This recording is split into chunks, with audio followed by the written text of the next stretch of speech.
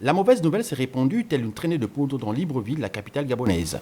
La disparition de l'artiste dans la nuit de vendredi à samedi. Aussitôt joints au téléphone, certains proches, collaborateurs et amis n'ont pas hésité à revisiter la dimension de l'artiste pluridimensionnel. Allusion faite ici à Joël Tchango, ancien élève et directeur des études à l'ENAM, l'École nationale d'art et manufacture César-Mélène. Sur le plan artistique, c'est un véritable monument parce que Maître Minko, sur le plan artistique, en fait, il était pluridisciplinaire et multidimensionnel.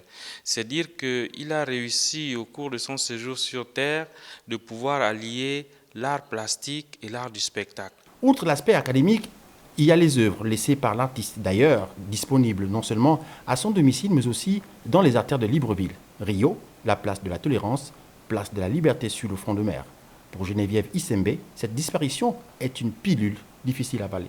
Nous étions reçus en Allemagne à un moment donné par une autorité, c'était l'ambassadeur Atanga était encore là-bas. Et dans le salon de cette autorité allemande-là, je vois sur ces murs des tableaux et je me dis, ça c'est Marcelin ça, Marco comme je l'appelais.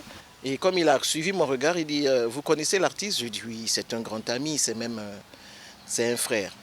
Et comme les Européens, ils aiment compartimenter les choses. Ils disent, mais c'est votre frère ou c'est votre grand ami? Je dis, vous savez, chez nous en Afrique, lorsque l'amitié atteint une certaine dimension, elle bascule du côté de la fraternité. Et ça l'a amusé, il a dit, ah, c'est tellement bien dit, mais c'est vraiment dommage qu'en Afrique, on ne reconnaisse pas la valeur des grands artistes. Que chez nous, ce genre d'artiste pourrait être élevé au rang de monument national. C'est un blanc qui me dit ça. Est-ce que vous imaginez? Il y avait déjà 20 ans, hein? L'artiste peintre plasticien Marcelin Minko Minze rentre dans le monde immatériel qu'il a toujours inspiré, avec lequel il a toujours travaillé. La famille qu'il laisse derrière lui devrait perpétuer les œuvres qu'il laisse en héritage.